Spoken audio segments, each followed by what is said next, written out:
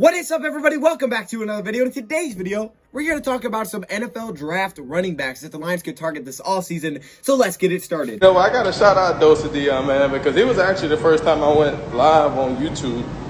And, you know, guys don't know DoseOfDion. He put out a lot of good content for the Detroit Lions.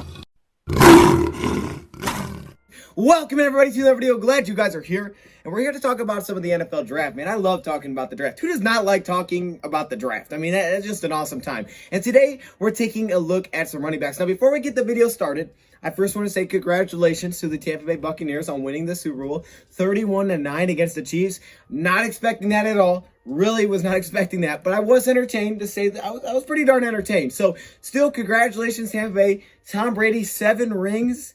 That's just ridiculous. That's messed up. I don't know.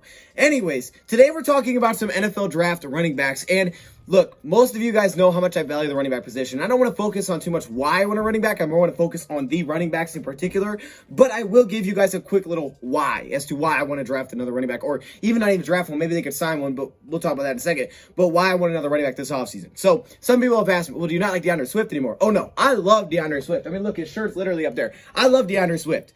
But I like DAndre Swift so much that I want to get another running back to pair with DAndre Swift. First off, Swift is an absolute monster, all right? This guy is a beast. He basically took over as the starter towards the end of the year, and he completely earned it. DAndre Swift is a great running back, and I'm so glad that we have Swift, and I think the future is extremely bright with DAndre Swift. But with that being said, I need to get a partner for DAndre Swift. I need to have someone that I can pair up with DAndre Swift in that backfield for a few reasons. First off, DAndre Swift is not going to be a bell cow running back by any means. He's not built like that, and I don't want him getting that many hits. I don't want him to. I don't want to risk that kind of injury because, look, you're going to get hit. You're going to hit every single play most time as a running back in general. So I don't want to give this guy 30 carries a game. I don't want to give him 35 touches a game. Okay. You can use him as a receiver. You can use him on the backfield. He's a great weapon, but I want to make sure I take care of DAndre Swift. So I need another running back. And I also think this, yes, I'm definitely for adding to the offensive line and improving the offensive line. I got no issues with that. I'm all in for improving the offensive line. Never had a problem with that.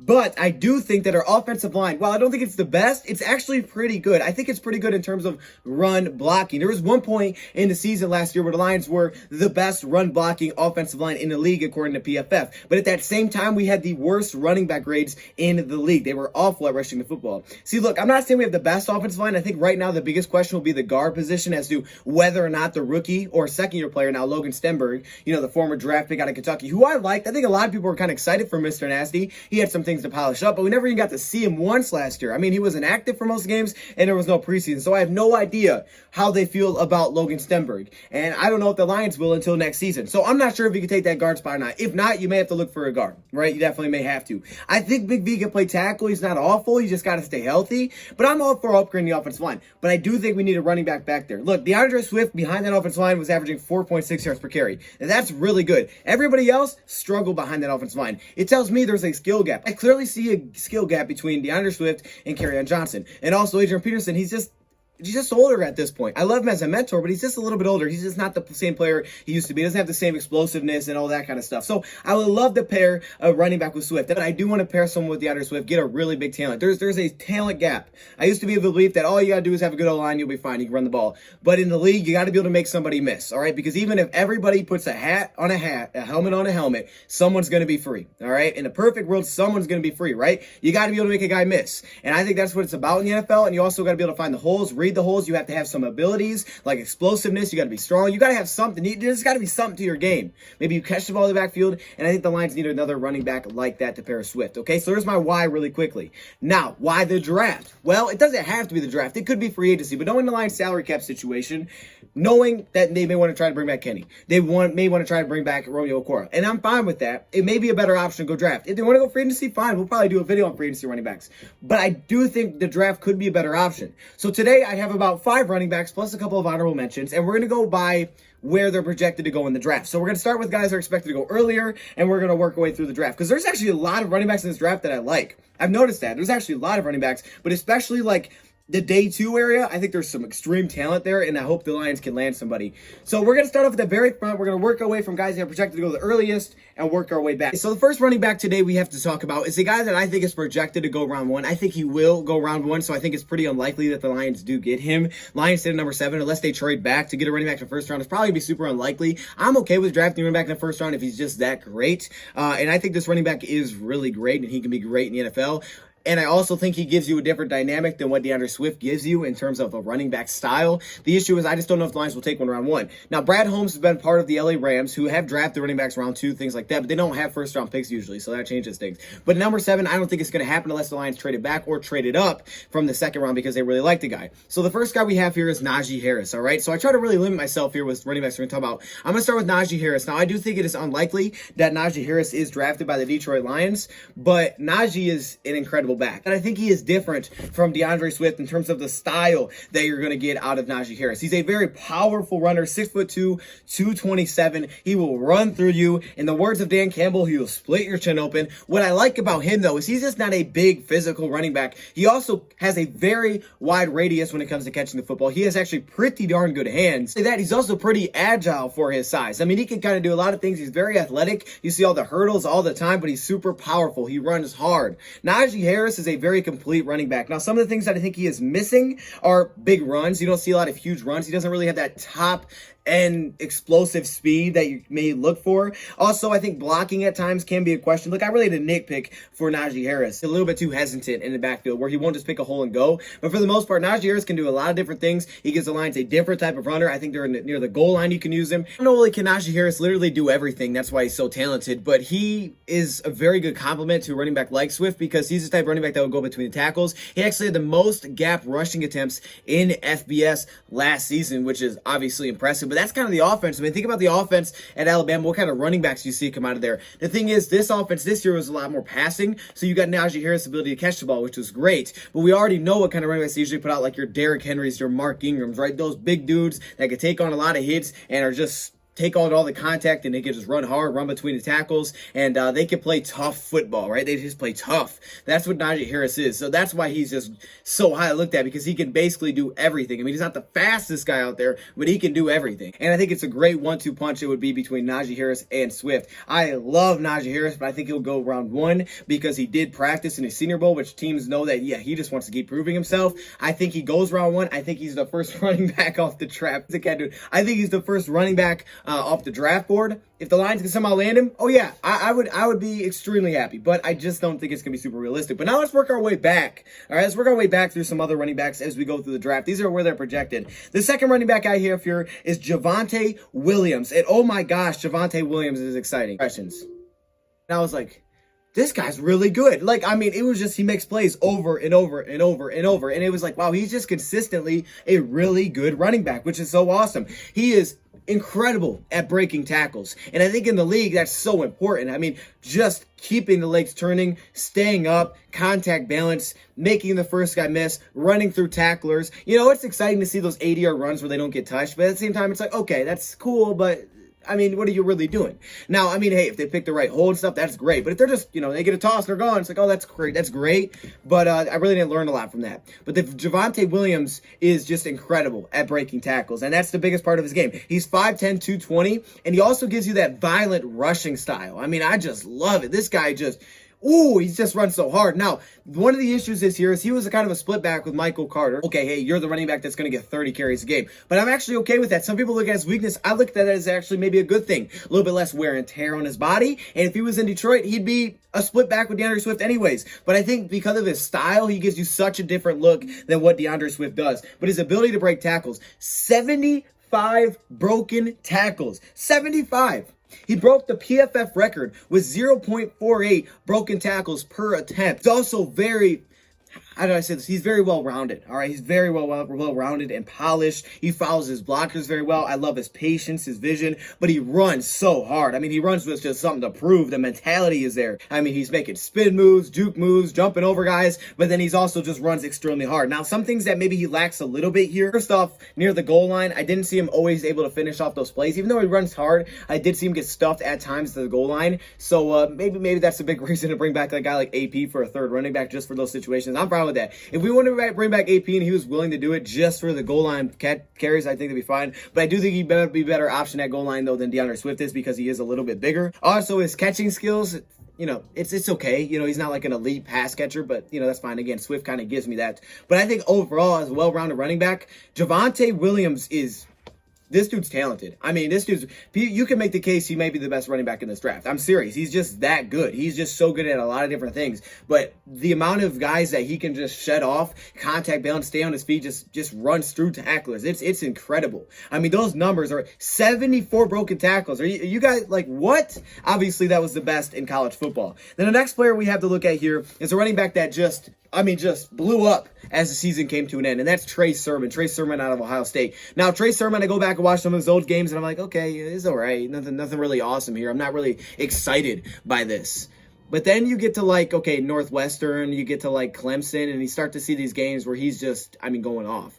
I think Michigan State too, but you're just starting to see games where he's going like 250, 300 plus. I mean, he has like the record. This guy just started to go off, and it was like, holy cow. He just looked like a different runner. He got his opportunity, and it was like, hey, you're the guy. He took over for Master Teague, and man, did he go off. Trey Sermon almost gave me like Ezekiel Elliott vibes, honestly, as a running back in those last couple of games. He was so good. Now, look, Ohio State, they usually have some really good talent, so yeah, there's some of that. They have a great offensive line. You could say the same thing about Najee Harris as well, to be fair to him, because, hey, he's behind maybe the best offensive line in college football, and he's got a heck of a team around him that just runs, again, extremely hard. I mean, he runs really hard. These last like couple of games, he just did not want to go down. He was running with some intense force. I don't know what it was. I don't know what got into him. This guy was just like, you're not tackling me. It was just that simple. And it's like, okay, if you can get him early, if you can get him early in the run, you can get him before he starts to get rolling. You can kind of bring him down the backfield. I've seen that. But if you don't get him before he turns the corner, once he turns that corner and he gets a full head of steam and he's going downhill, oh gosh, he is tough to bring down. And he's also pretty electric.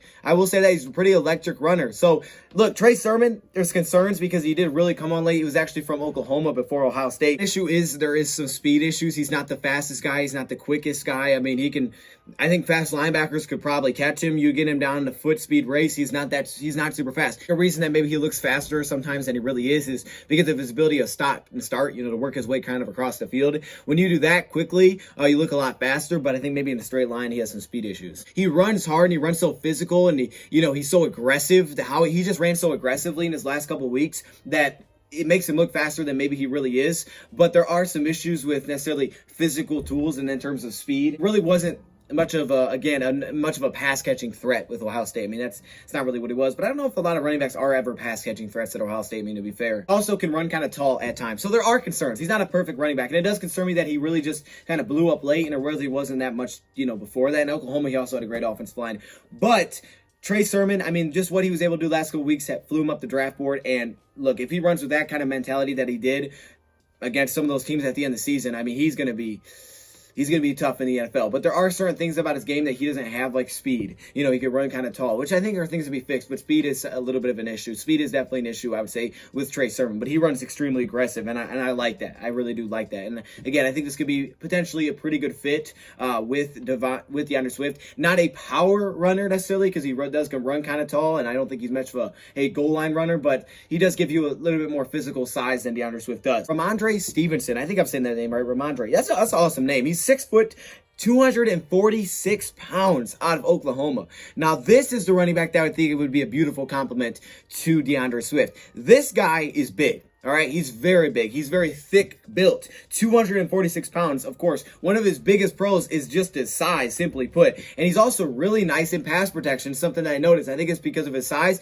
He will run a pass rusher just on to the ground. He'll pick him up in his tracks, and it's like, oh, snap. Okay, don't mess with that, dude. That's not the type of guy you want to rush against. Also, I saw Kylan Hill. He was really good at pass protection, too, because he was very, very smart. He's not on my list, but he's very smart. Because I'm looking for running backs I think would fit really well. And there's a lot of other running backs you could add here.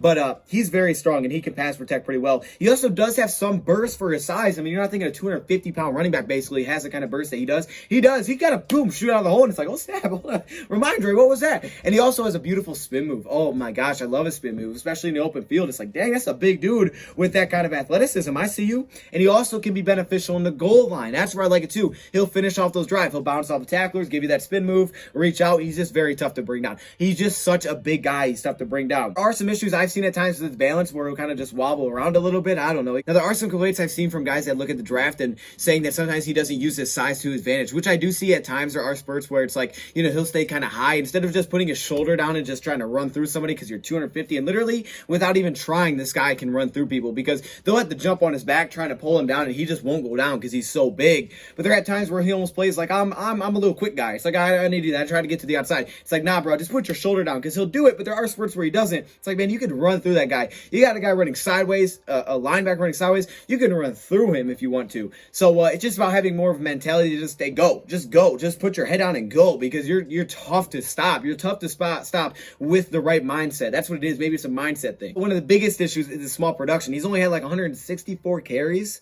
That's not a lot at all. That's it. I mean, his whole college career. That's a big concern because you just don't see a lot of carries there. But in the carries he got, he made it meaningful. He made it worth something. That's for sure, because he's just such a great, I think, compliment to Swift. I just love it. I love the thought of these two pairing up together. And again, he's projected to be a round 3 through 5 pick. A lot of people said like 5th round, day 3. So I really like that. Like, I mean, you get him kind of late. I do like that thought. Other issue, he does have 3 fumbles on 165 carries, which a little bit concerning. Again, not a huge, like, okay, because what if he won his next 200 carries and he didn't fumble, right? That's possible.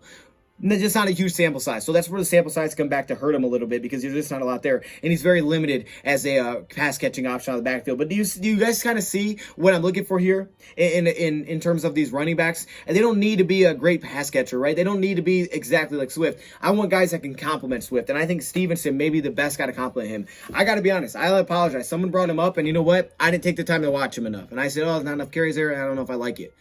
I like it. I like it, dude. The time that he got the carries, this guy's a beast. This guy runs like a tank. You can look at him as a tank. Sometimes, sometimes he may run a little bit too tall, but he's just so hard to bring down. I mean, he's just so hard to bring down with his size. Ramondre Stevenson, I think, would be a great compliment to DAndre Swift. And the final running back that I have in my top 5, running back out of Virginia Tech, that is Khalil Herbert. All right, Khalil Herbert was also playing for Kansas. Before he went to Virginia Tech, he was playing for Kansas. He did well there in 2019. But Khalil Herbert, I like this guy's contact balance. That's one thing that sticks out to me, is just his ability to keep running, bounce off tackles. Contact balance is huge for running backs, and I think that's his best thing. He also can be used as a kick returner as well. He's projected to be a day 3 pick, which makes me interested. And his yards after the catch is impressive. I mean, his yards after contact, and I think that goes to his contact balance. You hit him, if you don't wrap him up, he'll bounce off and he'll keep going. He has a great way to find his balance and just keep going. He's not wobbly like I said with the other running back. This is the type of guy that gets boomed and he's just still going. So unless you wrap him up and bring him down, he can make a lot of big plays, because he'll just keep pushing, he'll keep fighting, he'll keep turning those legs, which is exciting. He's 5'9", 200, so he's a little bit on the short side,